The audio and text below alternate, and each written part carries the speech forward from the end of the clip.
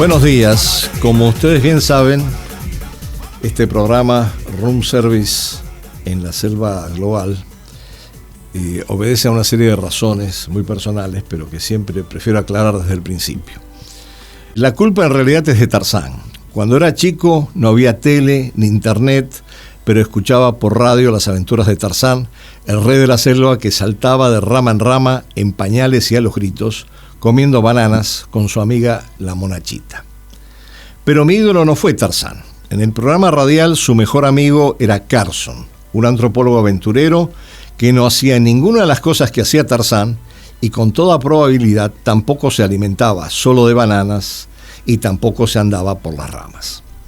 Carson como role model antecedió en algunas décadas a Indiana Jones, pero fue Carson quien me infundió la idea de estudiar antropología, y aunque sabía poco de su vida, siempre lo imaginé como un viajero pertinaz, glotón y algo libertino, perpetuamente presto a la aventura.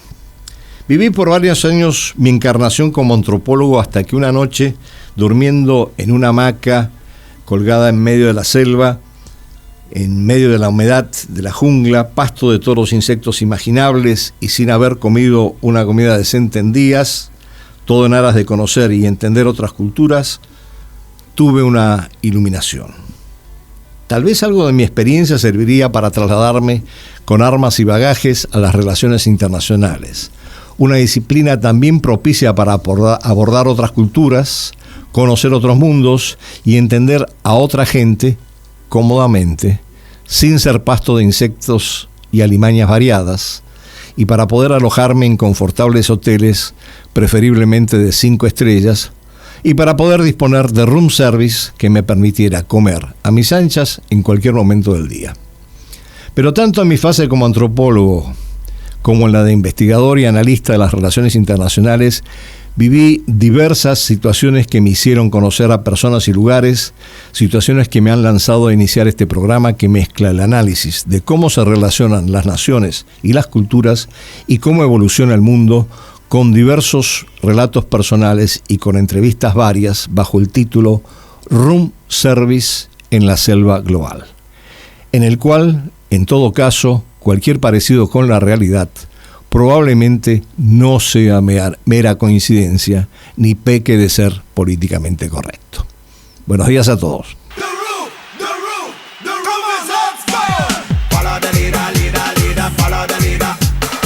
Buenas tardes, ya estamos en la tarde. Bienvenidos nuevamente a este programa Room Service en la Selva Global. Y como siempre vamos a abordar hoy las 3 secciones que lo caracterizan. Primero, la otra mirada, después una entrevista a un invitado de lujo que tengo conmigo y después un cuento. Pero no quería empezar sin rendirle un breve y sentido homenaje a un gran amigo que falleció este sábado y que participó en este programa varios episodios atrás, Antonio Romero, un economista muy reconocido, un economista cubano con el que hemos trabajado en distintos programas desde finales de la década 90 y que ha sido también un activo participante de CRIES. Eh, Siempre recordado Tony, como le decíamos, con el que además compartimos una temporada, en realidad yo estuve antes y él después en el sistema económico latinoamericano, y la pasión por el Caribe y por el trabajo sobre el Caribe.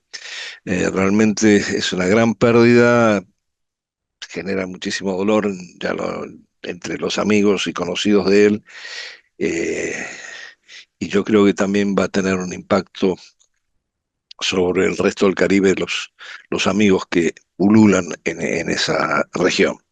En todo caso, mi más sentido pésame a la familia y mi profundo pesar por esta situación. Bueno, pasando a otros temas, la otra mirada para resumir un poco los grandes titulares de esta semana y ver un poco sus connotaciones desde una perspectiva analítica. Yo creo que la gran noticia, desde luego, de esta semana en términos de lo que está pasando en política internacional ha sido el plan de 28 puntos propuesto por Trump para un acuerdo de paz entre Rusia y Ucrania. Un plan en donde aparentemente muchos de los planteamientos que surgen del Kremlin han sido asimilados, incorporados, entre ellos la cesión de territorio, la reducción de tropas, la no pertenencia de Ucrania a OTAN, y esto ha provocado muchísimo, yo diría, muchísima reacción, tanto en Ucrania como en la Unión Europea, en donde además rápidamente la coalición de voluntarios y otras fuerzas europeas, incluyendo la OTAN, han insistido en la necesidad de reunirse con Zelensky y con los representantes estadounidenses, cosa que sucedió ayer en un contexto en donde, sin embargo, hay sectores de la Unión Europea que persisten en su posición de que el plan de 28 puntos, en realidad, como dice la señora Callas, que es la comisionada de política exterior de la Unión Europea, debería reducirse a 2 puntos: debilitar Rusia y apoyar a Ucrania. Bueno, esperemos que haya un poquito más de flexibilidad en este sentido. El Kremlin no ha respondido oficialmente a esta propuesta. En todo caso, hay planteamiento del presidente Putin en el sentido de que, bueno, hay una buena base para empezar las conversaciones, y en el día de ayer se realizó una reunión en Suiza entre el secretario de Estado Marco Rubio y representantes europeos y ucranianos. Entre los ucranianos, la delegación estaba encabezada por Andriy Yermak, que es el jefe de gabinete, y que justamente también está salpicado aparentemente por una seria situación que se está produciendo en Ucrania y que incide sobre lo que puede suceder con este plan de paz, que es la situación de corrupción que ha llevado a la destitución de 2 ministros, porque se ha descubierto que se han desviado fondos por más de 100 millones de dólares, y esta es la punta del iceberg para intereses privados en el marco de la ayuda que estaba ofreciendo la Unión Europea. Entonces, ahí tenemos una situación en donde el plan de paz, según la reunión de ayer, según lo expresó el secretario de Estado Marco Rubio, ha habido avances en las conversaciones con Ucrania y con los europeos, que desde luego estaban muy reticentes frente a la propuesta inicial, diciendo que era una capitulación, en realidad, frente a Rusia. Pero más allá de los avances, lo cierto es que internamente en Ucrania y externamente pesa mucho este escándalo de corrupción, que tiene muchas ramificaciones y que salpica a muchos de los actuales miembros del gobierno, más allá de las renuncias que se han producido. De tal manera que no sabemos cómo esto va a seguir avanzando en el resto de la semana, y además falta una respuesta contundente por parte de Rusia a un plan que inicialmente era de 28 puntos y que ayer se acotó a 24, y probablemente ofrezca posibilidades de negociar distintas posiciones. Ojalá que esto pueda avanzar en el sentido de la concreción de un acuerdo de paz para esta guerra que ya dura 4 años. Pero este es el conflicto que más nos llama la atención, que llena los medios de prensa, pero hay tres más que yo creo que no podemos ignorar. El primero, desde luego, es la situación que se está produciendo en el Caribe y la tensión entre Estados Unidos y Venezuela. Eh, eh, se ha hablado por parte de Estados Unidos que no habrá. Primero, el presidente Trump hoy declaraba, si no me equivoco, eh, que el cártel de los Soles era una organización terrorista. Y segundo, que había ya indicios de que podría haber algún tipo de acciones bélicas por parte de Estados Unidos, no solo en el área marítima, sino también en el territorio de Venezuela, lo cual ha conducido a que se suspendan los vuelos de muchas aerolíneas europeas en este momento a Venezuela. El segundo punto, que siempre está un poquito alejado cuando estamos hablando de Asia, es que como si quedara en otra esfera, que no estamos muy claros qué es lo que pasa, pero hay una situación realmente de mucha tensión en este momento entre China y Japón, ha habido ejercicios militares chinos, ha habido una respuesta de Japón en donde hay un replanteamiento inclusive de las posiciones pacificadoras que están eh, incluidas en la Constitución, el punto 9 de la Constitución eh, japonesa justamente prohíbe toda una serie de medidas de carácter bélico, incluyendo el desarrollo nuclear. Pero bueno, y el tercer foco que no podemos perder de vista es el foco eterno de Medio Oriente como un gran barril explosivo que en cualquier momento puede saltar, en tanto Israel ha atacado posiciones de Hezbollah en el Líbano y ha matado a uno de los dirigentes de Hezbollah, lo cual probablemente también traiga una serie de consecuencias. Eh, yo no quiero retomar algo que ya conversé la semana pasada, pero sí quiero mencionarlo por lo menos, que son dos escándalos que están en pie. Uno es el escándalo de eh, los safaris humanos que se ha develado en Italia y que implicaba que ciudadanos europeos, incluyendo italianos, iban durante la década del 90 y el asedio de Sarajevo, iban a dispararle a los civiles en Sarajevo, incluyendo niños. Bueno, el escándalo tiene como una salpicadura adicional porque pareciera que el presidente de Serbia, Vučić, estaría también de alguna manera afectado por este escándalo. Y desde luego el segundo escándalo son los papeles de Epstein, que ahora sí Trump ha aceptado que el Congreso apruebe proceder con ellos, eh, pero que ya empieza a golpear a alguna gente más allá de la prevista, como el ex rector de la Universidad de Harvard, Larry Summers. Bueno, este es un poco el panorama en donde estamos en términos de conflictos y escándalos, pero no podemos dejar de mencionar, para cerrar esta sección, dos eventos que me parecen fundamentales. Uno es el de la COP30, que se desarrolló en Belén hasta el día 21, en donde había grandes expectativas sobre un control del incremento del uso de combustibles fósiles que no se produjo. Hubo dificultades para crear consenso y hay muchas cosas que han quedado pendientes en términos de la mitigación del cambio, de medidas de mitigación del cambio climático. Entre otras cosas, hay que señalar que Estados Unidos no participó en esta reunión.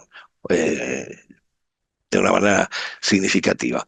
Y la segunda es la reunión del G20, que se acaba de terminar en Sudáfrica y en donde tampoco participó Estados Unidos, a pesar de que va a tener la próxima sede de la reunión del G20, y en donde se hizo un énfasis nuevamente en la concepción del multilateralismo con un mecanismo muy extraño, porque el documento de consenso final que debería salir al final de una reunión como esta se presentó al principio.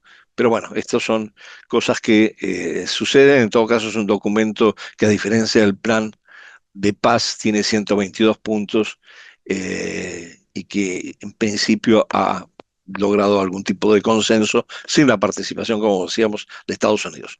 Bueno, dicho todo esto, como para ubicarnos en cómo se ha desarrollado esta semana, de bastante complejidad, como es habitual, me quiero mover al tema de nuestra entrevista de hoy, que me parece muy importante, también porque toca algo que en general lo vemos en los medios como magnificado en términos de amenazas y de confrontaciones, que es el tema de China en América Latina.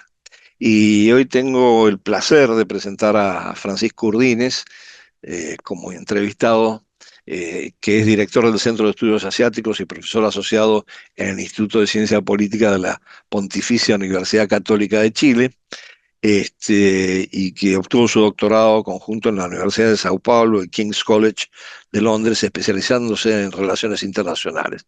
Pero yo en realidad, más allá de esta presentación, tengo que decir que conozco el trabajo de Francisco de hace algunos años, las contribuciones que ha hecho al estudio de las relaciones de China con América Latina, porque en su momento hicimos un estudio sobre cómo se trataba el tema en América Latina en los distintos enfoques teóricos y tuve el placer de recorrer algunos de sus escritos en aquel momento. Bueno, Francisco, bienvenido. Muchas gracias por estar aquí con nosotros y desde luego el disparador para esta entrevista, entre otras cosas, es tu reciente libro que ahora nos van a mostrar seguramente en pantalla, que es sobre el desplazamiento económico en términos de cómo China ha ido desplazando la primacía de Estados Unidos en América Latina. Así es. Si Andrés, quieres unas gracias. palabras introductorias, sí. Sí, un gusto estar acá y conversar. También sigo tu trabajo de muchos años. Soy argentino, de hecho, a pesar de que estoy ya en el extranjero hace como 15 años, soy argentino, por tanto conozco tu trabajo desde que era un alumno de licenciatura. Estudié en Córdoba, soy de Río Negro. Y el libro es la culminación de un trabajo de un montón de años que sigue la tesis de mi doctorado, pero la mejora, la robustece. Pasé un año entero en el Wilson Center en 2023 como fellow, dedicado casi como un monje a redactar y trabajar en el libro. Tiene un montón de análisis empírico, de datos ¿Mm? novedosos y además en el medio, el Ministerio de Ciencias de Chile tiene unos proyectos que se llaman Núcleo Milenio, son proyectos grandes, similares a los proyectos estructurales que la Unión Europea financia para generar interdisciplina y avanzar áreas. Pasé a dirigir un proyecto sobre China, que fue el primer proyecto de ese tipo en el país, y en ese proyecto hemos codificado y cuantificado una cantidad enorme de datos y muchos de esos datos también están incorporados en el libro. Son datos de inversiones, financiamiento de bancos políticos, de bancos comerciales chinos, ayuda durante la pandemia. ¿Qué piensa la ciudadanía sobre China? ¿Qué piensan los políticos sobre China? ¿Cómo vota China junto a países latinoamericanos en organismos internacionales? Digamos, para poder dar respuesta a algunas de las preguntas más básicas del impacto chino en la región, algunos de los datos todavía no habían sido siquiera sistematizados. Entonces el libro hace también esa contribución y por eso me llevó tanto tiempo. Bueno, felicitaciones por el libro. En realidad yo lo leí en diagonal rápidamente en Eh, cuanto me mandaste el PDF y tengo varias preguntas que quería levantar en torno a él. Desde luego hay una primera está relacionada de por qué, cómo es que se produce este desplazamiento económico, tanto desde el punto de vista conceptual como desde el punto de vista empírico, de Estados Unidos por parte de China. La primacía de Estados Unidos, cómo se va diluyendo en función de una mayor presencia de China. sí, esa era la gran pregunta y para ello mido el peso económico de China y de Estados Unidos en toda la región. Y encuentro que previo a la llegada a China o al ascenso chino económico después de la entrada a la OMC en 2001, Estados Unidos comienza un proceso gradual, suave, pero significativo de retracción económica en la región, eh, que se acentúa después de 2001, de tal forma que entre 2000 y 2020 el peso económico de Estados Unidos en toda América Latina, incluyendo el Caribe, cae a la mitad. Y en ese mismo periodo, el aumento del peso económico chino crece en 15 veces, que para tomarlo con pinzas, claro, es un 15 partiendo de una base muy pequeña. China hace 20, 25 años, previo al ingreso a la OMC y a la política del going out y una serie de directrices del gobierno a partir de la cual genera un vínculo muy fuerte con la región, tenía un vínculo económico de tercer nivel, diría yo. Entonces, en esos 20, 25 años se construye una relación económica de decenas, centenas de empresas, bancos, que se instalan, invierten, generan vínculos políticos, aciertan y se equivocan, pero lo notable es la magnitud. O sea, si vos partimos de la base de que en el año 2001 solo Cuba tenía a China como un socio económico extrarregional más importante que los Estados Unidos, en el año 2020 eran 12 los países. Todos los países sudamericanos, salvo Colombia y Paraguay, Paraguay siendo que tiene relaciones diplomáticas con Taiwán, y en el agregado estamos hablando más o menos del 60% de la economía de la región. Entonces, se configuran dos regiones, Andrés, hoy sobre cómo los países se vinculan con China. Sudamérica, donde China es el actor económico extrarregional más importante, y América Central y México, donde Estados Unidos no solo que se consolidó, sino que ha ganado fuerza. Y esto lo digo previo a la guerra comercial, posterior a la guerra comercial y a las tarifas del Trump 2, más aún. Eh, y ahí queda la pregunta, ¿cuál es la situación actual de la inserción internacional de la región? Si se puede siquiera hablar de una región como un todo, y qué pueden hacer los países de la región de América Latina, por lo menos los de América del Sur, para mantener el equilibrio sano entre China y Estados Unidos, que cada vez se siente más fuerte. Sí, a mí me llama mucho la atención, por experiencias anteriores de trabajar sobre China y en China, la concepción inicial que manejaba China en relación a América Latina, como parte de una relación triangular, China, Estados Unidos, América Latina, en donde América Latina parecía como un todo homogéneo, como un tercer actor frente a China y Estados Unidos, y ahora estamos llegando a una versión, si se puede decir así, más matizada, Mm. donde desde la perspectiva china, la percepción china, sí, América Latina aparece como compuesta por dos regiones, pero tú mencionas que además se puede categorizar en América Latina, en tu libro justamente, que son tres los grupos que se pueden distinguir en cuanto a la relación con China y Mm. básicamente en el ámbito económico, ¿no? Mm. Y señalas cuáles son esos tres. No sé, ¿por qué? ¿Cómo explicas esta transición, esta evolución, mismo en la percepción china, que es muy importante, ¿no? Sí, a medida que aumenta el poderío económico de China, la segunda economía del mundo, es natural que desarrolle redes económicas y políticas en terreno y que pretenda tener una relación con la región independiente del vínculo triangular con Estados Unidos. Eso es esperable. De cualquier forma, no ha sido sencillo. Es decir, los empresarios chinos, los capitalistas y las embajadas han tenido dificultad en generar vínculos profundos, confiados. A mí me recuerda mucho y me recordó mucho durante la escritura del libro la China actual a la Estados Unidos del principio del siglo XX, una potencia económica en ascenso que entabla vínculos políticos y económicos a veces por primera vez con algunos países y lo hace a merced de una potencia establecida, que en aquel entonces era Inglaterra y Alemania en menor medida, y hoy es Estados Unidos per se. Y, y claro, la relación apunta a una relación bilateral. Lo que sucede con la relación bilateral entre China y América Latina es que es profundamente heterogénea. Por un lado, porque China, Andrés, también es heterogénea. A veces se habla de China como un gran monolito y una especie de país que sí tiene claridad sobre todos los puntos y una gran estrategia. Y lo que se muestra en los datos es que ha habido mucha improvisación también y mucho aprendizaje, incluso competencia entre empresas chinas feroz por mismos proyectos.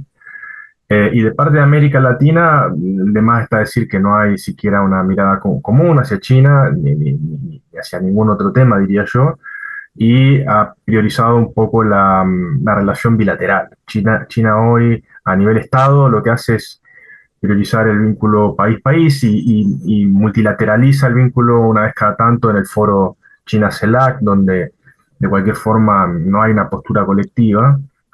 Y esto provoca y acentúa las asimetrías fuertemente, porque el vínculo bilateral con China en el discurso es una relación sur-sur, horizontal, de iguales, pero en la práctica es una relación fuertemente asimétrica en lo económico y en lo político, y bien, pone a los países de América Latina también en aprietos. Entonces, la historia, por un lado, es que China ha sido proveedor de bienes alternativos a Occidente y ha aprovechado un vacío que dejó Estados Unidos en los últimos 20 años, 25 años, de una forma muy inteligente, muy pragmática, y ha apalancado la demanda local de políticos, empresarios y grupos económicos locales por interesarse en vincularse más con China. Eso es por un lado. Por otro, China, al consolidarse como una economía importante, bueno, ahora sé que es el socio económico comercial de Argentina más importante por primera vez, quizá, después poniendo en segundo lugar a Brasil, en Chile lo es hace años. Eso genera una serie de desafíos enormes para los países. Chile, por ejemplo, exporta 40% de todos sus bienes a China. Es un nivel de dependencia económica feroz, que lo pone también en los niveles de exposición a la guerra comercial y demás más altos del mundo. Entonces son desafíos que estamos aprendiendo a navegar también. Bueno, sí, justamente me parece que algunos analistas plantean que estamos frente a una nueva dependencia, ¿no? Sustituimos a Estados Unidos por China. Pero ahí sí me llama la atención lo que tú dices con respecto a que a veces la propia estrategia china eh, muestra señales de contradicciones internas, particularmente entre los actores que participan en ella, pero sí siempre enfatiza más la relación bilateral. Yo estoy de acuerdo contigo que la CELAC aparece más bien como una especie de saludo a la bandera, ¿no? En donde se reúnen con los países latinoamericanos, pero lo que hemos visto de la última reunión de la CELAC en China, financiado además por China, no ofrece mucho en términos de las declaraciones más generales que normalmente se hacen en ese tipo de reuniones. Pero, ¿podrías dar algunos ejemplos concretos? Recién acabas de mencionar Chile, acabas de mencionar Argentina, obviamente Brasil, para Brasil también es un socio muy poderoso, y esto marca una clara diferencia, más allá de lo que señalabas con respecto a lo que pasa en América del Sur y lo que pasa hacia el norte. Pero estabas hablando de tres grupos en el libro que me parece importante señalar, ¿no? La diferencia entre los tres grupos de receptores de esta asimetría china, Sí, relación asimétrica con China, ¿no? sí, bueno, por un lado tenemos a América del Sur, donde el vínculo económico con China ha explotado en muchos niveles. Brasil, siendo el motor de este vínculo, se ha sumado al Banco Asiático de Inversión e Infraestructura, bueno, fue miembro fundador de ese banco y también miembro fundador del Banco de los BRICS, que de hecho lo preside Dilma Rousseff. Y el vínculo a nivel inversiones es impresionante. China hoy debe ser Brasil probablemente el top 3 destinos globales de inversión china. Este año, el año pasado recibieron 100.000 millones de dólares en inversión extranjera directa. Eh, Sendos créditos de multiplicidad de bancos y un vínculo comercial enorme. Entonces, América del Sur es un bloque muy fuertemente arrastrado al peso económico chino y por ende más y más, espero en el libro, por evidencia que muestro, políticamente. Eh, Luego, América Central, incluyendo a México, que tiene una relación profundamente dependiente de Estados Unidos, un vínculo enorme. Hay muchos países que reconocen a Taiwán en América Central, es el bastión de Taiwán global, de los 12 países que la reconocen. Eh, pero México es fundamental, sobre todo porque a partir de la guerra comercial y del proceso de nearshoring y friendshoring, han encontrado en el Tratado de Libre Comercio de América del Norte una forma de aislarse y junto a Canadá cerrar un poco las fronteras a China y tratar de desdepender o divorciarse, decouple de los chinos. El Caribe es una realidad paralela, Andrés, es un foco interesante, poco estudiado. Hay un par de estados-nación en el Caribe que son em, em, paraísos fiscales y nodos de triangulación de capital de parte de China en la región. Son fuente importante de votos en Naciones Unidas y son países donde hay un creciente interés por sobre todo el crédito chino en infraestructura, pero que políticamente tienen poco peso. La verdad, a grandes rasgos, los bloques son, si uno mira por desplazamiento, que es el fenómeno que mide el libro, son dos, sobre todo América del Sur siendo un gran outlier y América Central y América del Norte, digamos, mencionando a México en este caso, otro gran bloque. Los países de la región, y en el libro se analiza un poco eso, tienen dos dinámicas o dos formas de demandar bienes económicos chinos, de consumir lo que los chinos ofrecen. Hay dinámicas top-down y hay dinámicas bottom-up, que es una forma un poco sofisticada de decir que la forma en que nos vinculamos con los chinos no siempre es fruto de una imposición china, ni menos aún de una afinidad ideológica con China. Eso no tiene ningún apoyo empírico. El éxito chino en la región se da en la medida en que en la región se percibe a China como un país capaz de ofrecer aquello que en otros lados es difícil de obtener. Ecuador firmó un tratado de libre comercio en 2023 con China, después de Guillermo Lasso, ir a Biden a pedirle un tratado de libre comercio y no conseguirlo. Chancay, que es el puerto que se utiliza como el ejemplo estrella de cómo los chinos ganan influencia en infraestructura crítica, que es un proyecto de una minera, Volcan, y en ese caso estudio que analizo, se explica que Volcan buscó insistentemente fondos en Estados Unidos y en Europa antes de dar con Costco, la empresa china que terminó financiando el proyecto.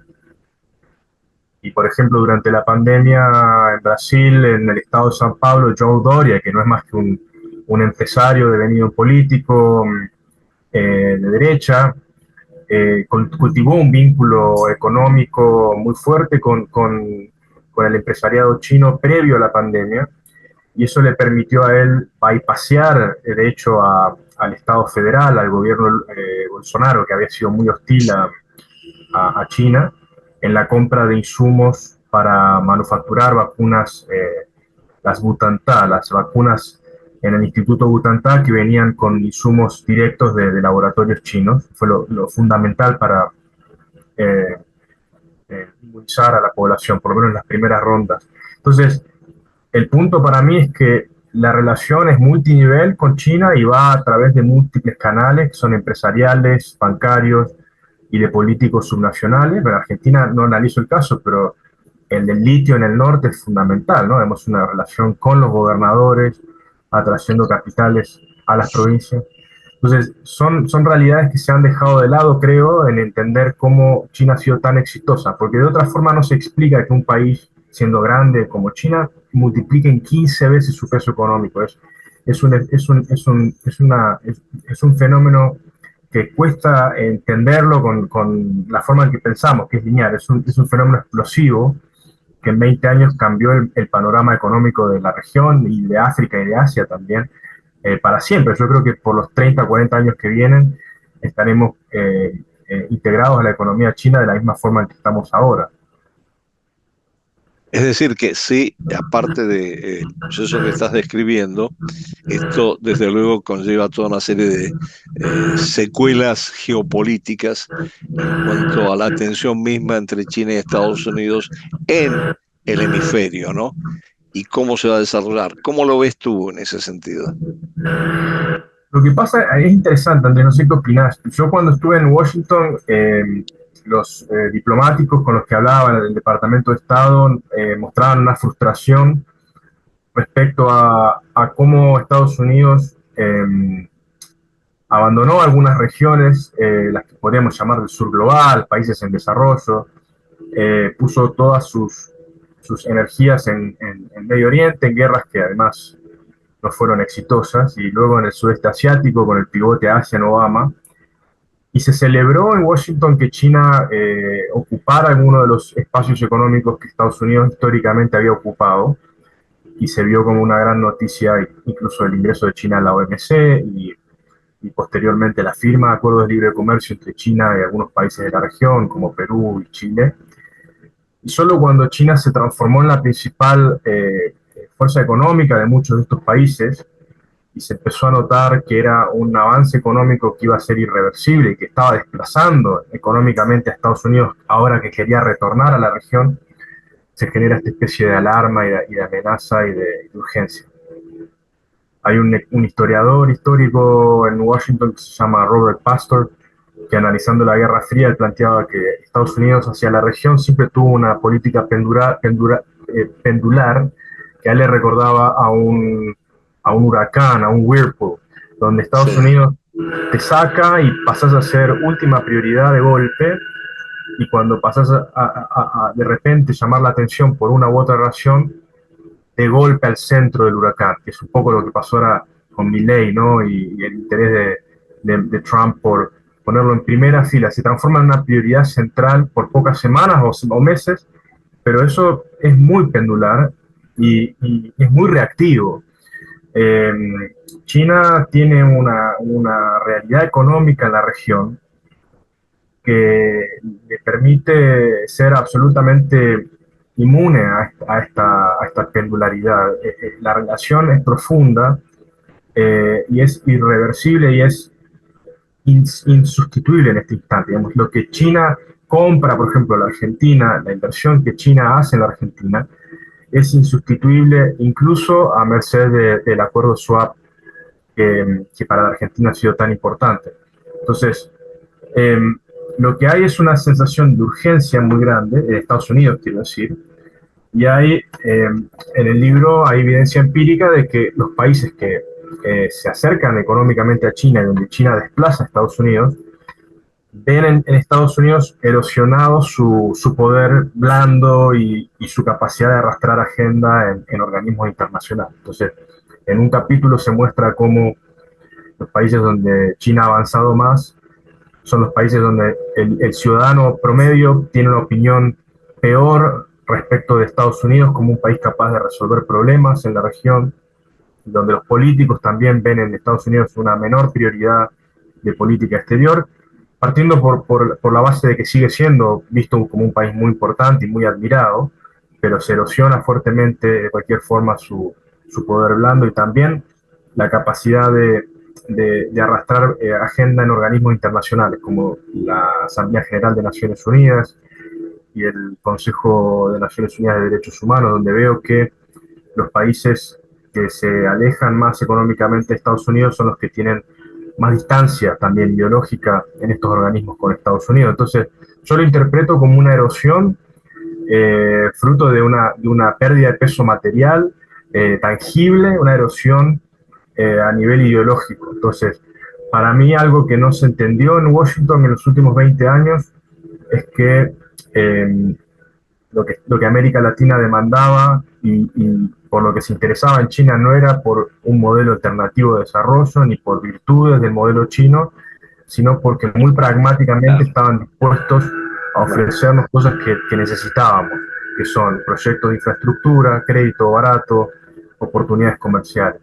Y es curioso, Andrés, porque eso se entendió muy bien en la década, bueno, durante toda la Guerra Fría, pero incluso América Latina fue responsable del rechazo del ALCA. Digamos, no es que Estados Unidos no haya intentado promover oportunidades económicas en la región, sino que da la sensación de que después de 2001, quizá después del ALCA, desistió. Digamos, Estados Unidos desistió de América Latina por 20 años. Y eso fue una oportunidad grande para China ganar en importancia económica, a un punto donde yo de vuelta creo que es irreversible en este momento.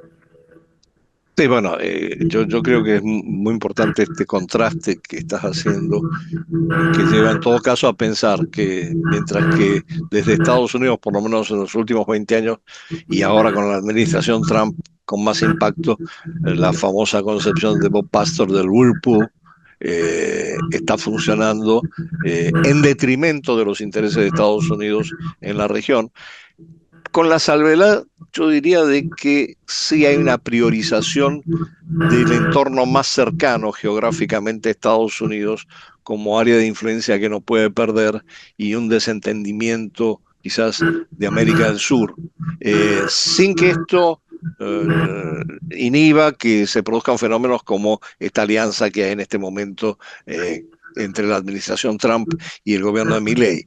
Pero frente a eso pareciera que nos enfrentamos con una estrategia china consistente, sistemática, sostenida, que pareciera no producir grandes efectos a corto plazo, pero sí va acumulando elementos positivos en la construcción de esa misma estrategia hacia a mediano y a largo plazo, como siempre, como muchas otras cosas que hace China, ¿no?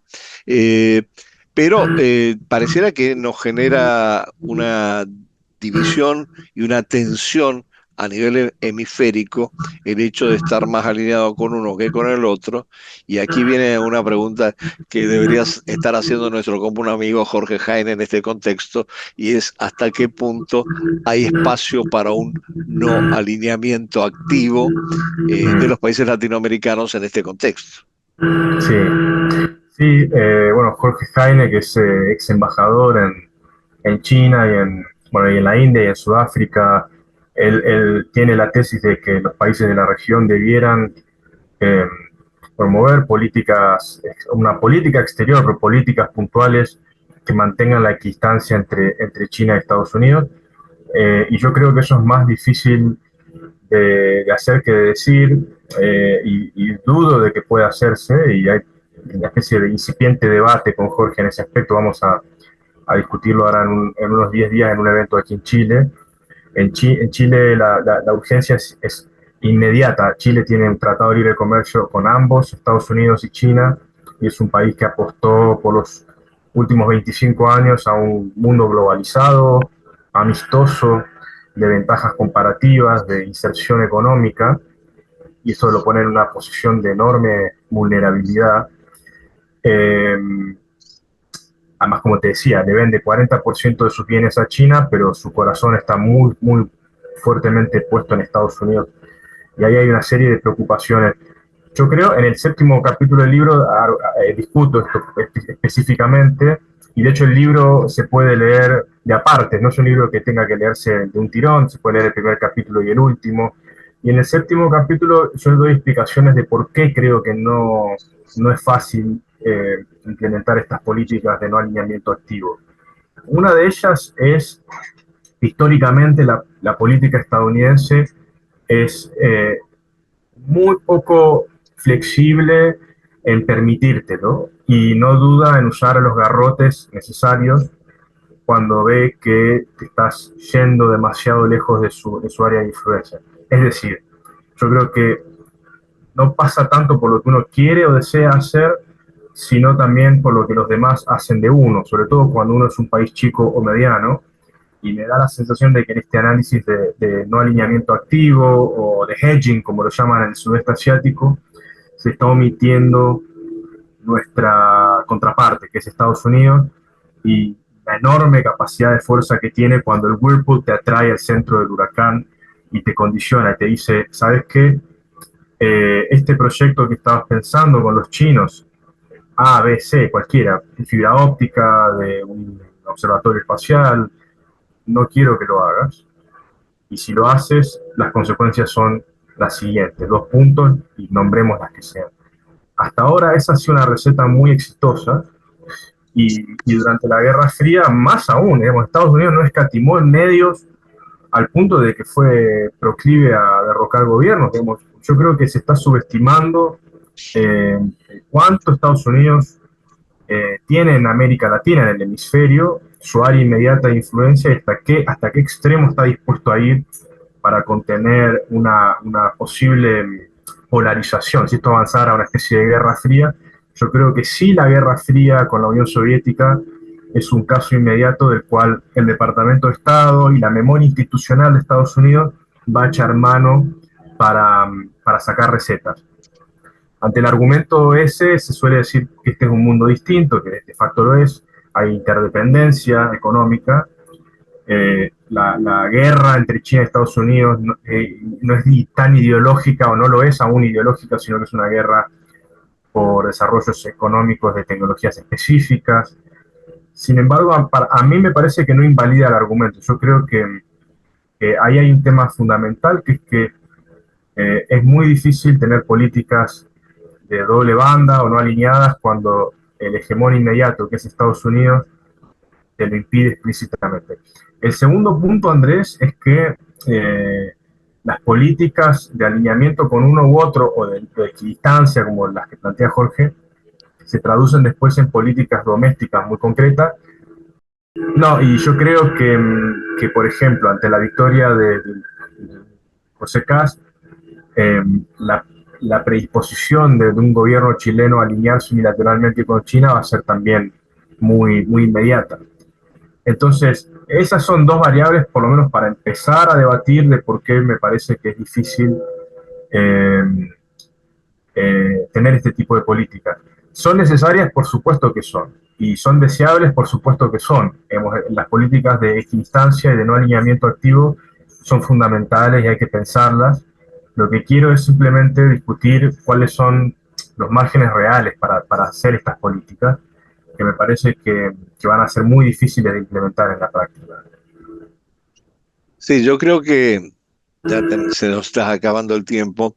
Me encantaría seguir profundizando en algunos temas, pero quizás la conclusión es que, y más que conclusión, también viene en forma de pregunta, porque estamos hablando básicamente de presencia mayor o menor de China y de Estados Unidos en el ámbito hemisférico, en América Latina. Pero estamos transitando hacia un mundo multipolar. Aparecen otros actores con otros intereses. Yo no digo que Rusia tenga una presencia económica, por ejemplo, como la de China, pero evidentemente tiene intereses geoestratégicos muy claros en la región. Pero aparece un actor que hasta cierto punto puede ser competitivo, todavía no ha alcanzado el grado de presencia de China, como India, que también empieza a pesar. Entonces, frente a este mundo multipolar o policéntrico, como quieran llamarlo, ¿cómo se puede navegar esta difícil competencia, difícil para nosotros en particular, en América Latina, esta difícil competencia entre Estados Unidos y China? Sin tener en cuenta todos estos otros factores que están apareciendo y que incluyen no solamente actores muy concretos como mencionaba Rusia o la India, sino también bloques formales e informales como los BRICS, que también empiezan a tallar, ¿no? Entonces, no sé, esto te lo tiro como última pregunta o comentario si querés hacer algo al respecto. Me encantaría escucharte. Yo diría muy breve, Andrés, que la diversificación hacia la India y otros países que vienen creciendo como Vietnam, Indonesia, que son mercados importantes, ayudarían quizá a compensar un poco la excesiva dependencia comercial con China, y el acercamiento hacia la Unión Europea ayudarían a amortiguar un poco la excesiva dependencia política para con los Estados Unidos. Si se firma, como dice Lula, que se va a hacer el Tratado de Libre Comercio entre el Mercosur y la Unión Europea, será para mí la gran noticia económica de la región. Una cosa es lo que dice Lula y otra cosa es lo que dice Macron. Así es. Y de hecho está por verse, se ha prometido tantas veces que la gente hasta que no se ponga, Sí, hasta que no suceda, nadie se entusiasma. Pero sí. por ahí va la situación. Yo creo que pasa por políticas exteriores diversificadas y por formación de diplomáticos preparados para este mundo. Gente, bueno, por ejemplo, las cancilleres tienen que tener equipos sólidos de diplomáticos muy fluidos en mandarín, que conozcan bien a China, que conozcan bien la forma en que China se relaciona con nuestros países, con los Estados Unidos también, aunque eso ya existe por memoria histórica, pero con China falta mucho, y ojalá con terceros bloques como Rusia y la India. Yo creo que las cancillerías deben ser muy proactivas en generar acercamiento a estos bloques alternativos. Sí, yo quizás lo único que agregaría es que en la misma medida que Estados Unidos tiene un mindset, una manera de pensar muy aferrado todavía a la idea de la Guerra Fría y el pensamiento de los kremlinólogos para aplicárselo a China. Yo creo que en América Latina también tenemos que romper con ese esquema bipolar y entender que hay una dinámica mucho, mucho más compleja en este momento en el sistema internacional en general, y que eso implica otro tipo de estrategias, quizás multidimensionales, para poder sobrevivir en este mundo que nos toca. En todo caso, Francisco, te agradezco muchísimo por la entrevista. Espero que el libro sea un gran éxito, seguramente lo va a ser. Creo que es un libro imprescindible para la lectura de muchos de los que trabajamos América Latina en el mundo, y te deseo lo mejor con él. Así que muchísimas gracias nuevamente, te mando un fuerte abrazo y espero que Gracias, un tengamos abrazo otro. para vos y un gustazo haber estado contigo y ya la seguiremos. Voy a quedar Seguro, después. seguro, sin la Ahora, menor duda. Bueno, muchísimas vámonos, gracias, Gracias, Francisco. Gracias, chao. Gracias. Sin cultura no hay país. Porque todo es cultura y porque somos radio. Radio Cultura.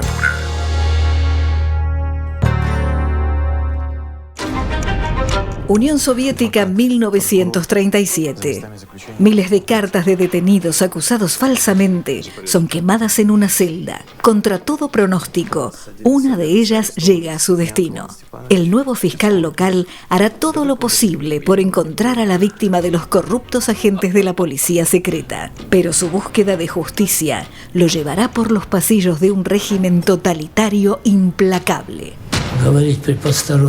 Zeta Films presenta en la Argentina la última obra del gran Sergei Lostnitsa, selección oficial del Festival de Cannes 2025, premio de la crítica internacional en la Semana del Cine de Valladolid. Dos fiscales, dijo Variety. Un drama histórico convincente, detallista y mordazmente pertinente. Dos fiscales, dijo The Guardian. Es una historia muy inquietante sobre los insidiosos microprocesos de la tiranía. Dos fiscales, una mirada a los engranajes del poder. Dos fiscales, un film de Sergei Lostnitsa. Sensacional estreno, jueves 20 de noviembre, solo en cines. Una joven estudiante de música sufre un accidente del cual milagrosamente sale ilesa.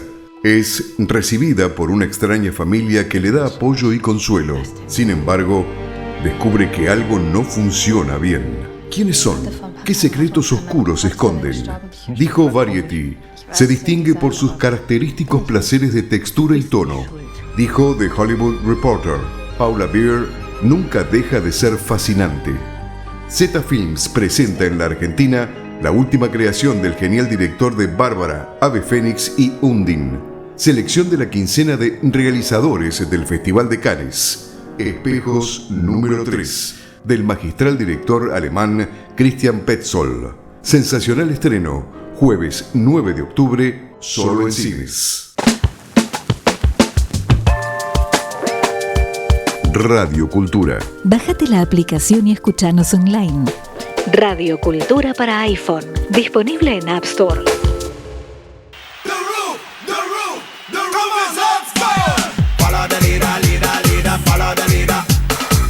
Quizás el título del relato de hoy confunde un poco, no tiene que ver con la competencia entre China y Estados Unidos en nuestra región, pero sí tiene que ver con algunas experiencias juveniles que se produjeron justamente en el momento en que en Chile estaba gobernando el presidente Salvador Allende. Pero es más bien una especie de recorrido personal de un viaje que hicimos en aquel momento. Se llama Combatiendo al Capital por la presencia de algunos elementos que tenían que ver con la situación política, principalmente en Chile.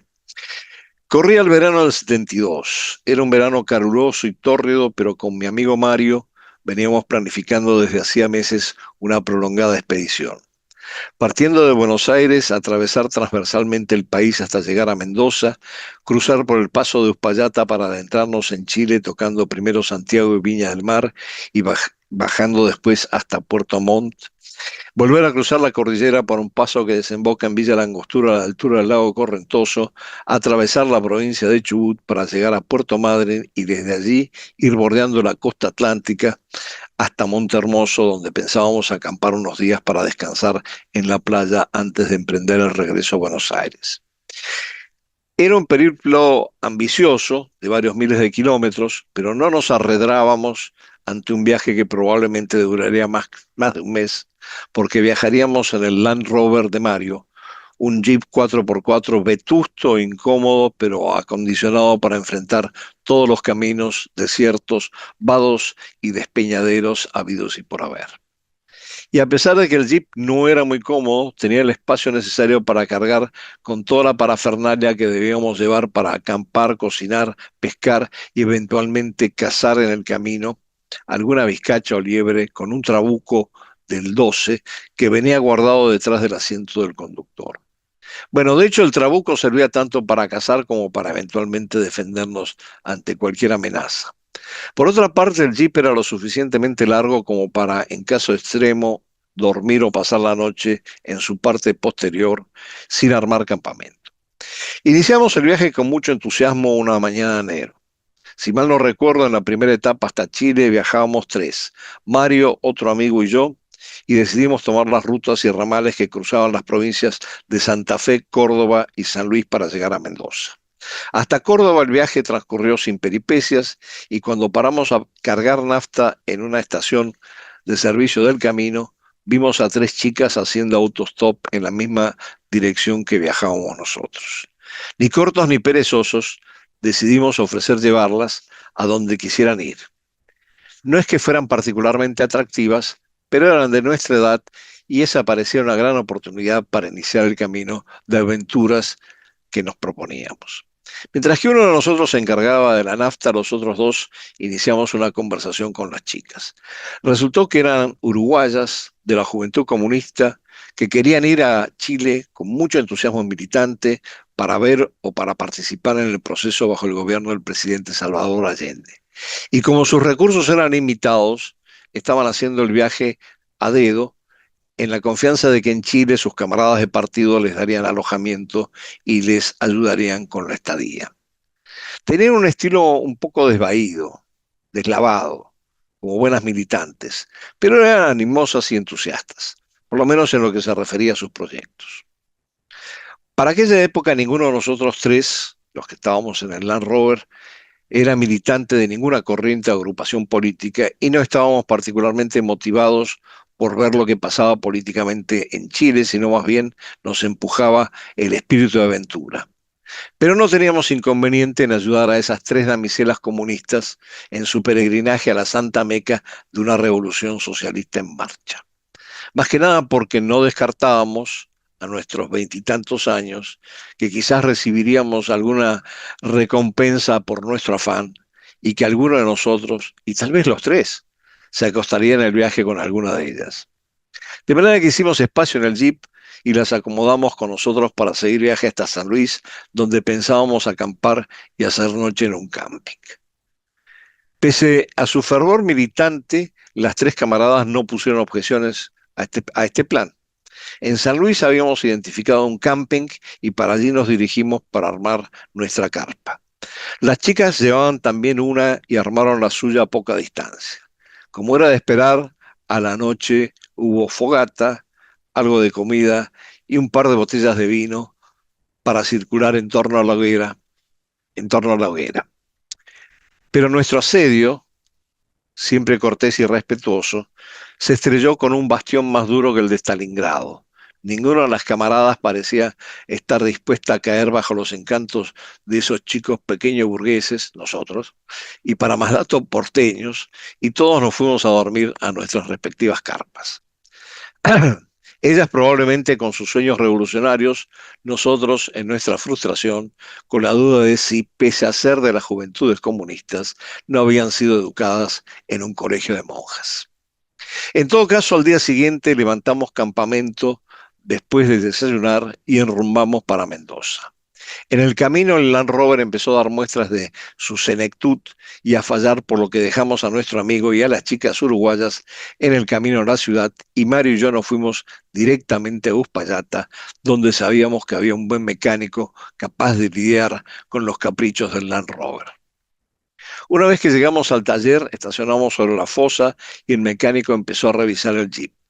Para hacer tiempo saqué mi cuchillo de monte y empecé a tallar, sentado en un tocón cercano, un pedazo de madera que había encontrado. No es que la talla se me diera muy bien, pero me entretenía. Poco después llegó un señor en un auto lujoso, no me acuerdo de qué marca, pero para esa época en Argentina era un coche caro, probablemente importado, y abordó al mecánico para que lo atendiera de urgencia. El mecánico no le prestó mucha atención y siguió trajinando con las entrañas de nuestro Jeep. El señor insistió cada vez con más prepotencia y agresividad.